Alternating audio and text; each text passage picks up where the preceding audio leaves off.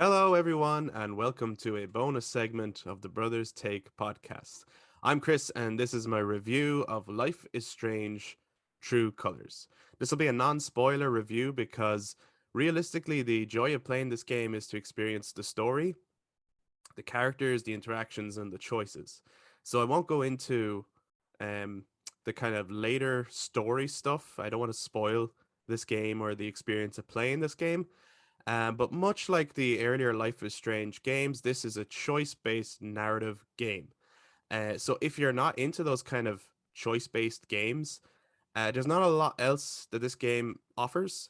There are some fun mini games in the game in terms of little arcade games, and there's a great LARPing section where the developers have a bit of fun with the idea of turn based RPGs for a fun section within the game, and it plays into some of the character development and some of the story and just the community feel of the town.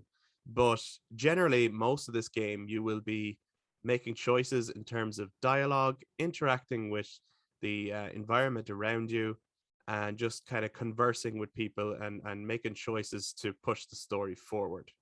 So, again, if this is not your kind of game, it's not one I would recommend. However, if it is your kind of game, then I would 100% recommend it because this is a phenomenal game. Really, really, really well told story, really well written, and really fully realized characters. I found myself very quickly getting attached to the characters around me.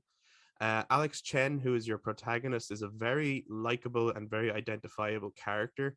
Even though in many ways I'm nothing like Alex Chen, I was able to identify with her struggles because she is performed and written incredibly well. Um, she's just very human. And even though, much like some of the earlier Life is Strange games, your protagonist has a sort of a special ability. In this case, she's an empath and she can feel the aura and the emotions of other people, and even to some extent think what they're thinking. So even though there is a supernatural element there, she's a very human character with very human problems, and therefore she's actually hugely relatable as a protagonist, and this makes her incredibly interesting. And her relationships with her friends and the people that she meets around her is really the draw of this game. I also think that the environment that you're within, Haven Springs in Colorado, is a really fascinating location. You really get to know the place, you get to know the people. And I suppose, in terms of just a draw of what you're actually doing in this game, a small setup, you witness towards the start of the game, I suppose, a very tragic accident, but nothing or everything is not quite what it seems. And so you're investigating what actually led to this tragic accident, and you're getting help from the people around you. Um, and in doing so, you're also encountering some of the emotional problems and issues that other people are facing around the town. And sometimes you can choose to help them with their issues, or you can use what they're feeling to help you in your own investigation. In some ways, it's kind of a detective story game, and it comes off a bit like a Netflix series in terms of its tone. Um, and it made it hugely enjoyable. I played through it like in two sittings because I just really want to know what was going to happen next. I didn't think going in that I would actually enjoy the empathic ability that much. I always thought that the time manipulation of the first Life is Strange would be a far more fascinating ability to explore in gameplay, and I do really enjoy the original Life is Strange. But I'm actually surprised how much I really enjoyed this empathic ability, not only for the environmental storytelling that they do here, in terms of with you seeing the world, how the person you're connecting with sees it and connecting with their memories and it shifting the world around you. Um, but also, it actually made for engaging choices, I thought, in terms of this isn't a difficult game to play. You can't get a game over.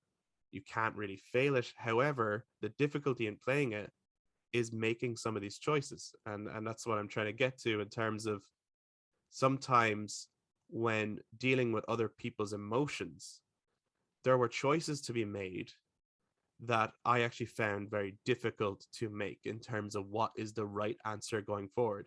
And the reason I found it difficult was because at this point I cared. I cared about these characters and I cared about what was going to happen in the story. And that just comes down to the phenomenal writing and the phenomenal performances. The art style, I think, is really pleasant here. It's sort of a modern take on sort of the art style that has been established in the earlier Life is Strange games. It looks great. It's not hyper realistic, but at the same time, it's not super cartoony. It finds a nice balance somewhere in between. And music is a huge theme here, as it has been in previous Life is Strange games. The difference here, though, however, is your character Alex is a musician or an aspiring musician in and of herself. She plays a guitar, she sings. There's a record store that you get to spend a lot of time in, and there's a great soundtrack here. Not only in the songs that are played in it by other bands, but the original score to the game is very impactful, and at certain points really hooked me in and really heightened the emotion of what was happening. And I think emotion is the key word here.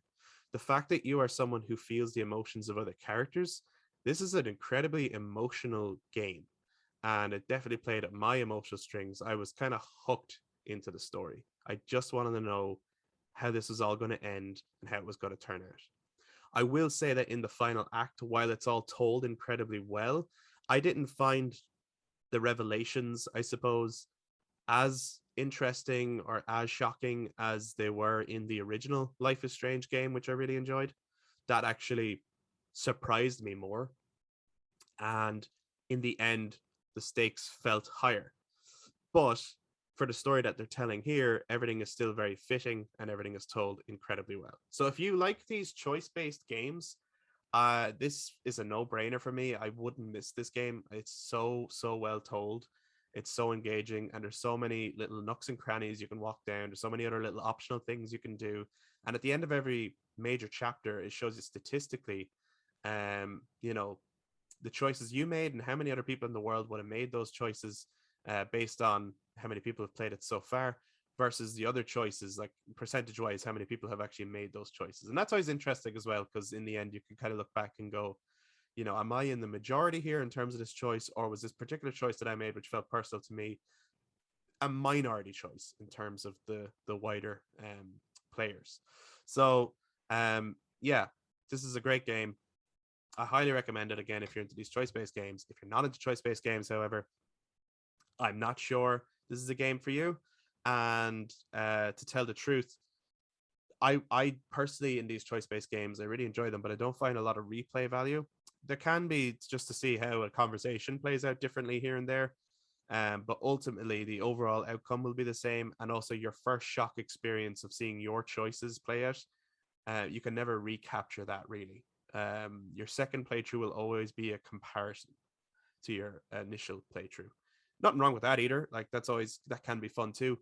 But it's hard to beat that first playthrough. So the first playthrough experience is going to be your best gameplay experience. But this game, I have a feeling, will be nominated for a couple of awards in certain categories towards the end of the year. Be interested to see how that plays out. If you've played Life is Strange True Colors, I'd love to hear from you. So if you're watching this on YouTube, please jump down into the comments. Let us know your thoughts. Or if you're listening to the audio platforms, then touch base on social media, Facebook, Instagram, and Twitter at The Brothers Take, to give your take on Life is Strange True Colors.